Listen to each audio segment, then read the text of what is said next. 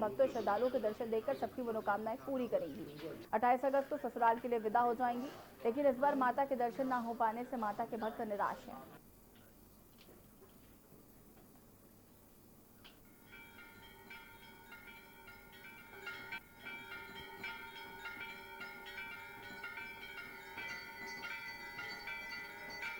विधि तो वर्षों से जो चली आ रही है वही विधि है, लेकिन इस वर्ष कोविड की वजह से आप देख रहे हैं दर्शनार्थियों की कमी है। बगैर पूजा इत्यादि में कोई कमी नहीं है। पंचोपचारी षोडशोपचारी भगवती का पूजन करके प्रातः काल 3 बजे से हमने प्रारंभ कर दिया था।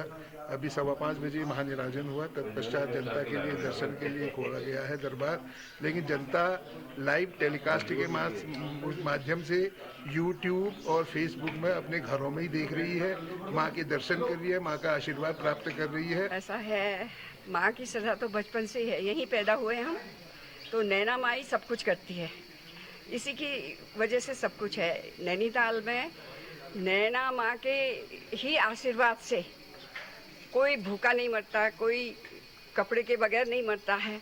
यहाँ सब लोग नैना मैया की वजह से, ये तो स्वर्ग है, उत्तराखंड का स्वर्ग है ये। दारमा घाटी की महत्वपूर्ण सड़क जो चाइना बॉर्डर से जोड़ती है, कई महीने बाद भी बंद पड़ी है। इससे हो रही परेशानी को लेकर क्षेत्र की जनता में रोष है। सड़क बीआरओ और पीएमजीएसवाई की है, दोनों ही कार्यदायी संस्थाओं की नाकामी साफ झलकती है। कितनी महत्वपूर्ण सड़क और एक तरफ चाइना का खौफ, दूसरी तरफ क्षेत्र की जनता खाद्यान्न सब्जी दवाओं के लिए मोहताज है, परंतु अफसर कुछ भी कहने को तैयार नहीं है। उप जिलाधिकारी धारचूला को क्षेत्र के लोगों ने ज्ञापन के मार्फत सूचित किया और चेतावनी दी उक्त सड़क को तत्काल खोला जाए, अन्यथा एक जन आंदोलन होगा जिसके लिए कार्यदायी संस्थाएं और प्रशासन जिम्मेदार होगा।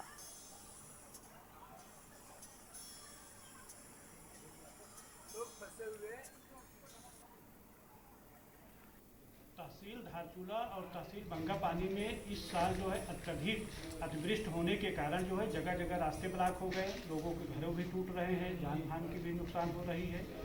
और इस वर्षा से जो है बहुत सारे रोड हमारे जो है बंद हो गए हैं, लेकिन हम उन्हें तेज़ी से खोल रहे हैं। हमारी जौलजीबी मुंशियारी रोड जो है काफ़ी दिनों से बंद थी, खुल गई है। और जो है तवा घाट से गुंजी तक रोड काफ़ी दिनों से बंद थी, वो भी खुल गई है। हमारी तवा घाट से जो है दारमा वैली को जाने वाली तिदांग तक जो है वो रोड जो है अभी बंद है, उसको हम तत्काल खोलने की कार्रवाई कर रहे हैं। और नारायण आश्रम जाने वाली रोड वो भी बंद है, उसको भी खोलने की कार्रवाई कर रहे हैं। और ये जो है जल्दी ही 5-6 दिनों में खुल जाएगी। खबर उत्तरकाशी से है, जहां इन दिनों होटल स्वामियों के चेहरे की रौनक के बजाय मायूसी छा रखी है। होटल स्वामियों का कहना है कि इस कोरोना काल में नुकसान हुआ तो सबसे बड़ा नुकसान होटल व्यवसाय वालों को हुआ है। 4 धाम यात्रा न चलने से अब रोजी रोटी का संकट आ गया है। पूरा मामला यमुनोत्री धाम का है, जहां इस यात्रा काल में लोगों को करोड़ों रुपए का नुकसान हुआ। होटल स्वामियों ने सरकार पर अनदेखी का आरोप भी लगाया है। न यात्रा चली और बिजली पानी का बिल व बैंक से ऋण का किस्त आखिर कहां से भरे। एक तरफ रोजी रोटी का संकट, दूसरी तरफ बिजली पानी के बिल आने से बढ़ रही चिंता।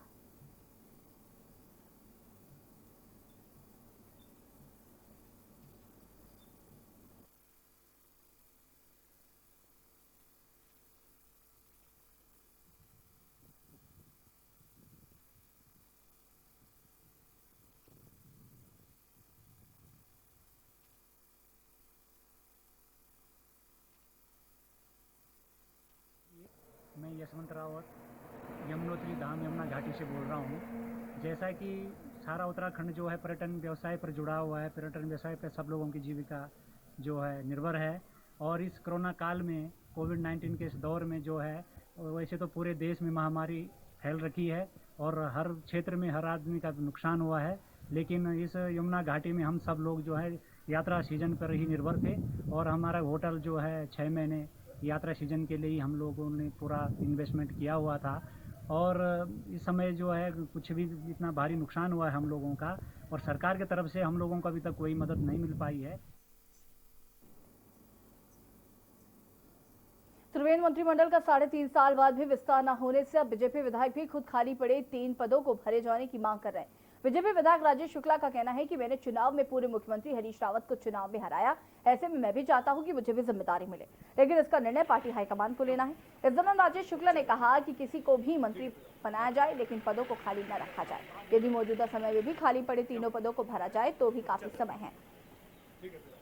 आपको बता दें कि भाजपा शासित राज्य हिमाचल और मध्य प्रदेश में कैबिनेट का विस्तार हो चुका है। ऐसे में उत्तराखंड में भी कैबिनेट विस्तार का दबाव बढ़ता जा रहा है।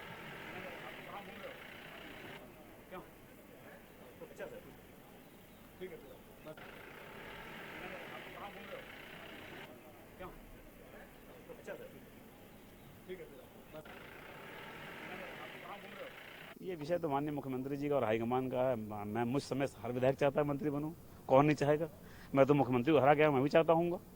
लेकिन ये सिस्टम है, पार्टी सब चीज़ों को देखती है, सब चीज़ों को समझती है, क्षेत्रवार चीज़ों को देखती है, जातिवार चीज़ों को देखती है, तो कहाँ से प्रतिनिधित्व हुआ है, कहाँ से नहीं हुआ है। कई कमिटमेंट्स भी होते हैं जिनको निभाने पड़ते हैं। तो उन सब चीज़ों के बीच में से जो भी हाईकमान का निर्णय होगा शिरोधार्य होगा। लेकिन मेरा ये जरूर मानना है कि रिक्त नहीं रहना चाहिए। रिक्त रहने की बजाय आप किसी को भी दें, कम से कम 3 लोग आज मंत्री होते तो वो तीनों भी अपनी परफॉर्मेंस देते। पलक झपकते ही वन विभाग की टीम ने विशालकाय अजगरों पर यूं पाया काबू। देखिए रिपोर्ट। कुंवर प्रणव सिंह चैंपियन की भाजपा से अनुशासन तोड़ने के बाद निष्कासन के बाद भाजपा में दोबारा शामिल किए जाने पर प्रदेश भर में इसका विरोध शुरू हो गया। आप पार्टी ने भाजपा पर आरोप लगाते हुए कहा कि जो व्यक्ति बात बात पर गाली गलौज पर उतारू हो जाए, खुलेआम पार्टियों में तमंचा लहराए, उसे चुनाव जीतने के लिए पार्टी में वापस लेना भाजपा का दोहरा चरित्र दर्शाता है। आम आदमी कार्यकर्ताओं ने विरोध प्रदर्शन कर भाजपा का पुतला फूंका। इतना ही नहीं, आप कार्यकर्ताओं ने भाजपा की कथनी और करनी पर सवाल उठाते हुए कहा कि भाजपा ने एक ऐसे विधायक को वापस भाजपा में शामिल किया जो उत्तराखंड विरोधी है, उन्हें किसी भी दशा में नैनीताल में घुसने नहीं दिया जाएगा।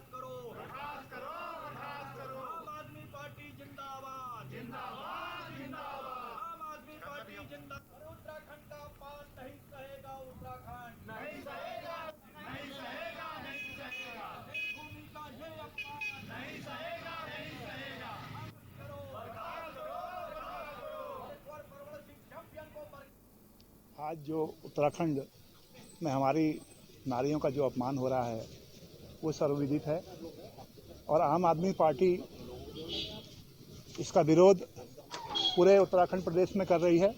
कल कई जगहों पर नारी के अपमान, उत्तराखंड के नारी के अपमान के विरोध में सभी जगह कार्यक्रम हुए हैं और आज आम आदमी पार्टी के कार्यकर्ता नैनीताल में भी विधायक महेश नेगी और चैंपियन इन दोनों विधायकों के विरोध में यहां पर धरने पर बैठे हैं।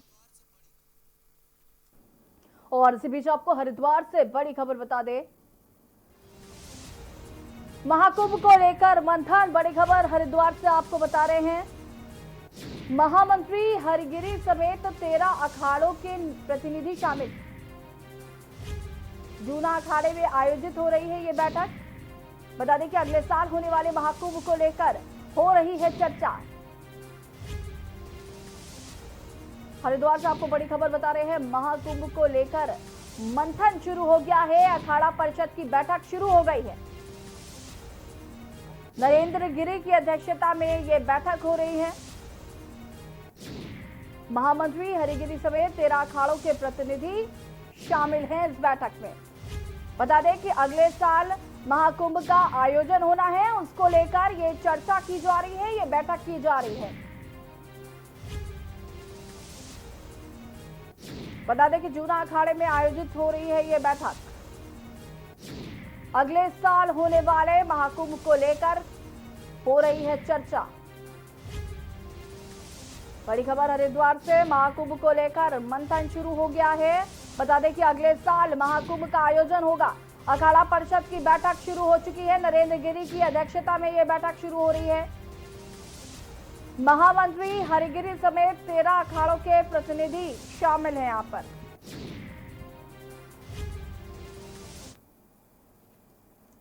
नेशनल हाईवे के नाम पर कुछ प्राइवेट ठेकेदार ओवरलोड डंपर हाईवे पर बेतहाशा दौड़ा रहे हैं, जिस कारण कई हादसे भी हो चुके हैं। पर स्थानीय पुलिस चौकी व थानों के सामने से भी ये वाहन सरपट दौड़ते नजर आते। रोड की ट्रैफिक इंस्पेक्टर ने बंगलौर थाना क्षेत्र में ऐसे दर्जनों ओवरलोड डंपर दौड़ते हुए देखे तो उन्होंने सभी डंपरों का वजन कराकर चालान काटे। पर वहीं पर सक्रिय खनन माफियाओं ने भी ट्रैफिक इंस्पेक्टर पर दबाव बनाने का प्रयास किया, जिस पर ट्रैफिक इंचार्ज ने सभी ओवरलोडेड वाहनों का वजन करा, उनके वजन के मुताबिक चालान काटे और आगे से ओवरलोड वाहनों को न चलाने की चेतावनी भी लोगों को दी गई।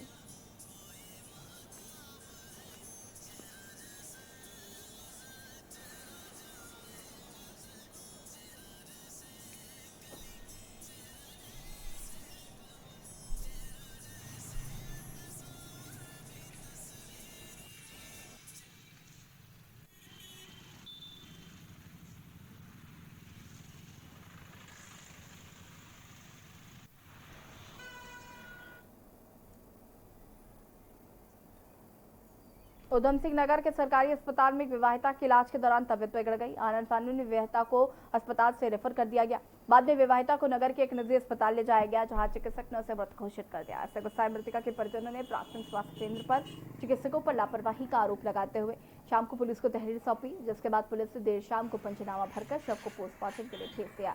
परिजनों का आरोप है कि अस्पताल में चिकित्सक ने पूजा को 2 इंजेक्शन लगाए, जिसके बाद उसकी तबीयत बिगड़ गई। आनंद फानू में उसे डिस्चार्ज कर दिया गया, जिसके बाद परिजनों से लेकर नगर के एक निजी अस्पताल पहुंचे, जहां चिकित्सक ने पूजा को मृत घोषित कर दिया। घटना से गुस्साए मृतका के पिता रविंद्रनाथ मंडल निवासी जगदीशपुर ने देर शाम को थाने में तहरीर देकर अस्पताल के चिकित्सकों पर इलाज में लापरवाही का आरोप लगाया है।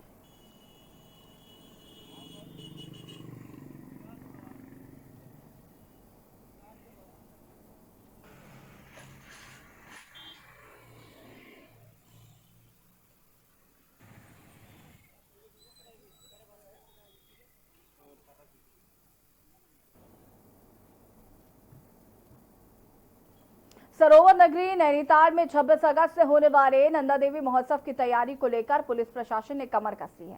सुरक्षा के मद्देनजर सीओ सिटी विजय थापा के नेतृत्व में डॉग स्क्वाड टीम ने मेले स्थल का निरीक्षण कर सुरक्षा व्यवस्था का जायजा लिया। मेले के दौरान कोई अप्रिय घटना न हो, इसके लिए पुलिस कंट्रोल रूम में मंदिर और चौराहे पर सीसीटीवी लगाए गए और इससे निगरानी रखी जाएगी। साथ ही मेले में एलआईयू व एसओजी टीम को भी लगा दिया गया है। नैनीताल आने जाने वाले वाहनों की सघन तलाशी की जा रही है। सीओ विजय थापा ने बताया कि शहर में पुलिस बल की तैनाती करने के साथ ही मंदिर परिसर में पूजा स्थल पर महिला कांस्टेबल की तैनाती की जाएगी।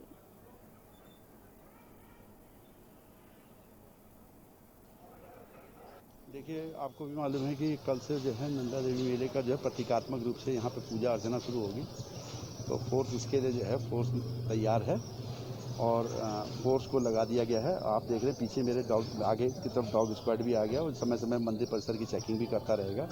इसके अतिरिक्त जो भी जितने भी गेट है, जिस गेट से मात्र जो मंदिर समिति के जो पदाधिकारी हैं जिनके द्वारा पूजा की जानी है, वो लोग जो पूजा कर रहे होंगे उसका जो है उनके पासेस चेक किए जाएंगे। पर्याप्त मात्रा में पुलिस फोर्स लगाया गया है।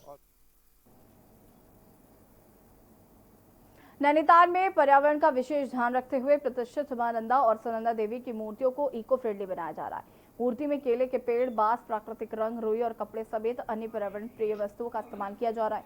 कुलदेवी के रूप में पूजा होने वाली मां नंदा देवी महोत्सव की तैयारियां जोरों पर है। मूर्ति को इको फ्रेंडली वस्तुओं से बनाया गया, जिससे इसमें प्राण प्रतिष्ठा और भक्तों के दर्शनों के बाद झील में विसर्जित किया जा सके। नैना देवी मंदिर में कंदील वृक्ष से मूर्ति निर्माण किया गया। मां नंदा सुनंदा की मूर्तियों को प्राण प्रतिष्ठा के लिए भक्तों के दर्शनों के लिए रखा जाता है। इस महोत्सव को सन 1925 में लाला मोती लाल शाह ने शुरू कराया था, जिसके बाद से इसे राम सेवक सभा संचालित कराती चली आ रही है।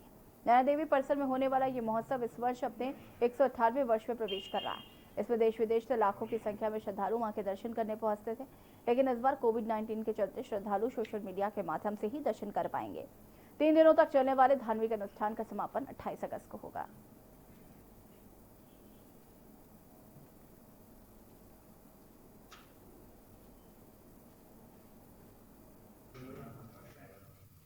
पहले तो मुझे बहुत अच्छा महसूस हो रहा है क्योंकि ये पहली दफ़ा है कि मैं इसमें हाथ बटा रही हूँ और मुझे लगता है कि मैं सही टाइम पर मुंबई से यहाँ वापस आ गई ये करने के लिए।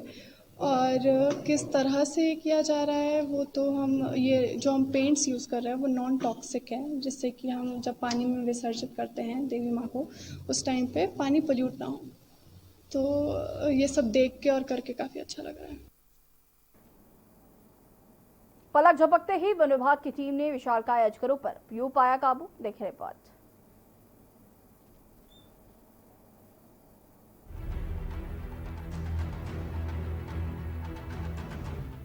उत्तराखंड में अधिकांश इलाका जंगली और पहाड़ी है। ऐसे में यहाँ पर आए दिन जहरीले सांप और अजगर निकलते रहते हैं।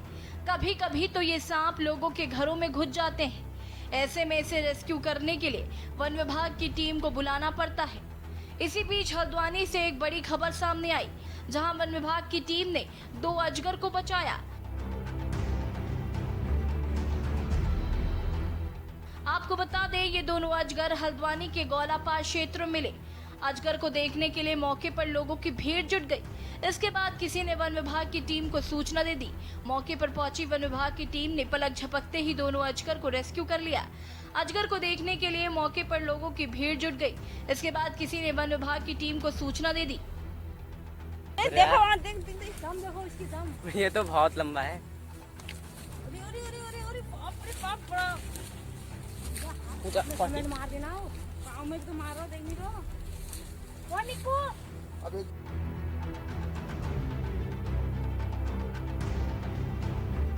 आपको बता दें, देहरादून में इन दिनों शहर के विभिन्न इलाकों में घरों में सांप, अजगर, मॉनिटर लिजार्ड के घुसने की घटनाएं सामने आ रही हैं। जो जागरूक हैं वो वन विभाग को इसकी सूचना देते हैं और वन विभाग की टीम इसको रेस्क्यू कर स्पॉट पर पहुंचकर इनका रेस्क्यू कर लेती है। बरसात शुरू होते ही इन घटनाओं में तेजी के साथ बढ़ोतरी हुई।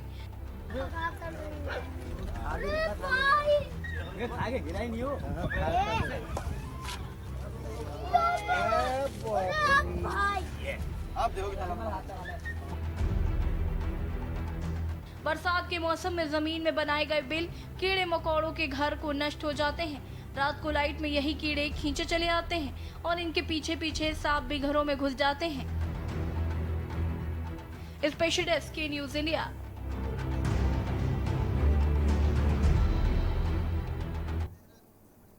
और इसी बीच आपको देहरादून से बड़ी खबर बता दें।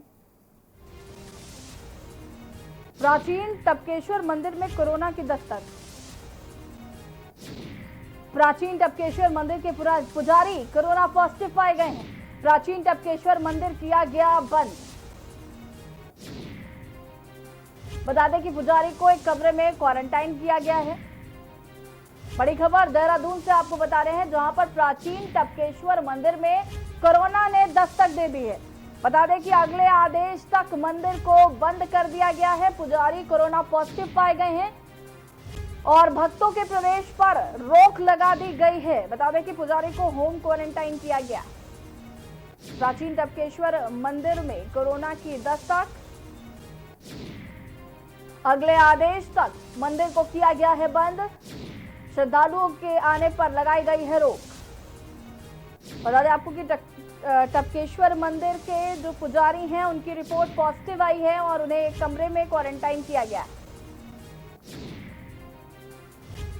देहरादून से बड़ी खबर, प्राचीन टपकेश्वर मंदिर में कोरोना की दस्तक।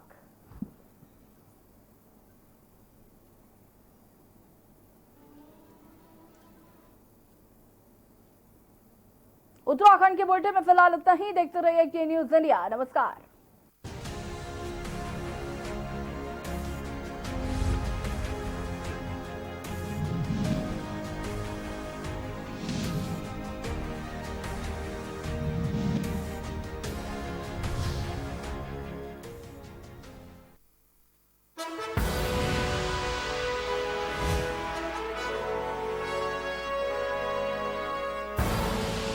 आप देख रहे हैं के न्यूज, खबरों का सारथी। GGS Education Group